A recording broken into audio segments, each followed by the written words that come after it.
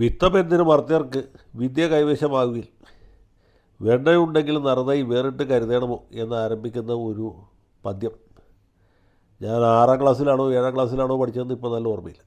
6ലാണെന്ന് തോന്നുന്നു. ഇത് യഥാർത്ഥത്തിൽ മഹാകവി ഉള്ളൂർ എഴുതിയതാണ്. അതിൻ്റെ മൂലകൃതി എന്ന് പറയുന്നത് സംസ്കൃതത്തിലെ ഒരു പ്രസിദ്ധമായ പദ്യമാണ്. നജോരഹാര്യം നജ രാജഹാര്യം എന്നാരംഭിക്കുന്ന ഒരു സംസ്കൃത ശ്ലോകമാണ്. അതിൻ്റെ അവസാനത്തെ വാചകം നിങ്ങളെല്ലാവരും നിങ്ങളൊക്കെ കേട്ട് കാണും. അത് വിദ്യാധനം സർവധനാൽ പ്രധാനം എന്നാണ്. കൊണ്ടുപോകില്ല ചോരന്മാർ കൊടുക്കുന്നോറും ഏറിടും എന്നൊക്കെയാണ് ഉള്ളൂർ മഹാകവി മലയാളത്തിലേക്ക് ട്രാൻസ്ലേറ്റ് ചെയ്ത് കവിതയായിട്ട് അല്ലെങ്കിൽ പദ്യമായിട്ട് എഴുതിയിട്ടുള്ളത്.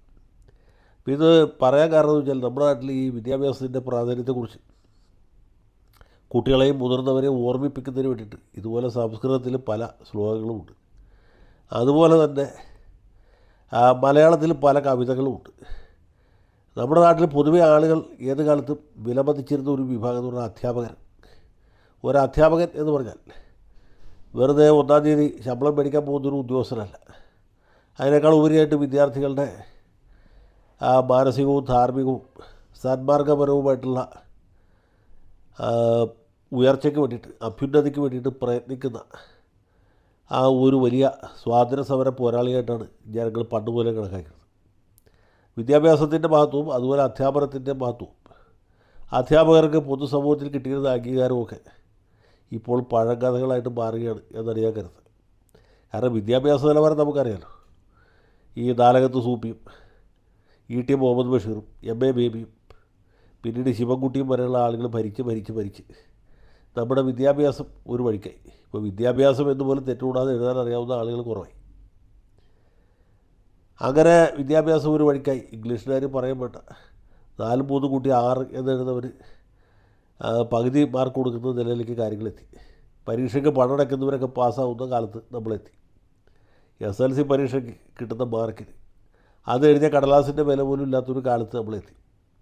അധ്യാപകരുടെ നിലവാരം എന്ന് വെച്ചാൽ അതിനേക്കാളും ഗംഭീരമായി. കാരണം കൈക്കൂലി കൊടുക്കാൻ പാങ്ങുള്ളവർക്ക് സ്വകാര്യ സ്കൂളിൽ ജോലി കിട്ടും. സർക്കാർ സ്കൂളിലാണെങ്കിൽ PSC പരീക്ഷ എഴുതി പതിറ്റാണ്ടുകളോളം കാത്തിരുന്നാലും ജോലി കിട്ടിയെന്ന് വരില്ല. അപ്പോൾ കഴിവും പ്രാപ്തിയുള്ളവർക്ക് പറ്റിയ പണിയല്ല അധ്യാപനം. മാത്രമല്ല അധ്യാപകന് നല്ലൊരു ഭാഗം ഇപ്പോൾ നല്ല ശമ്പളമുള്ളതുകൊണ്ട് ഈ മിച്ചമൂല്യം എന്ന് പറഞ്ഞാൽ ജോലി കഴിഞ്ഞ് ബാക്കിയുള്ള പൈസ പലിശ കൊടുക്കുന്ന ഏർപ്പാട് തുടങ്ങി. അത് കോളേജ് അധ്യാപകർക്കും കുറേശ്ശെ ഉണ്ടായിരുന്നു. ഈ UGC സ്കെയിലൊക്കെ വന്നതിന് ശേഷം ഇവർക്ക് ഭയങ്കര ശമ്പളമാണ്.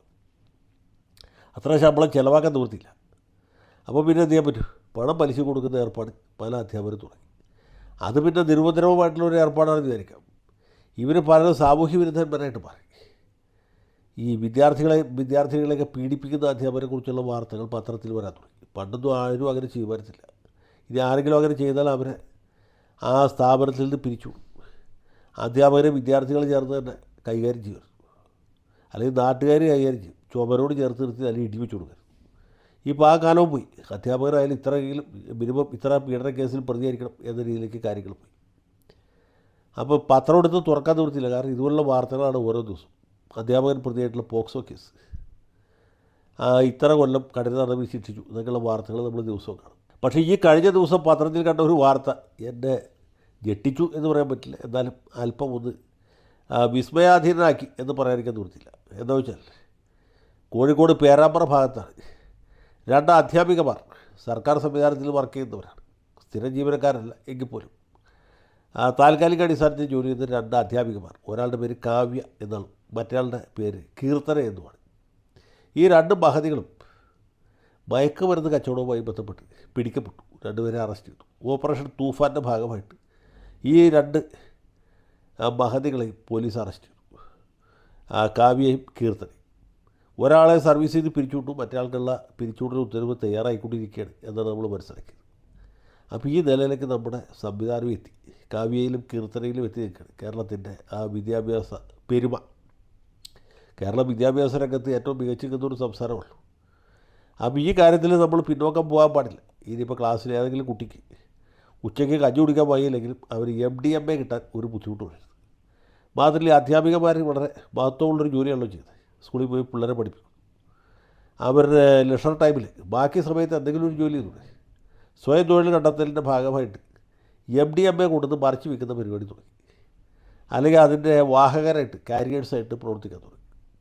ഇങ്ങനെയും അധ്യാപകർക്ക് പ്രവർത്തിക്കാം എന്ന് തെളിയിച്ചു. അധ്യാപകർ പോലുള്ള അധ്യാപികമാരാണ്.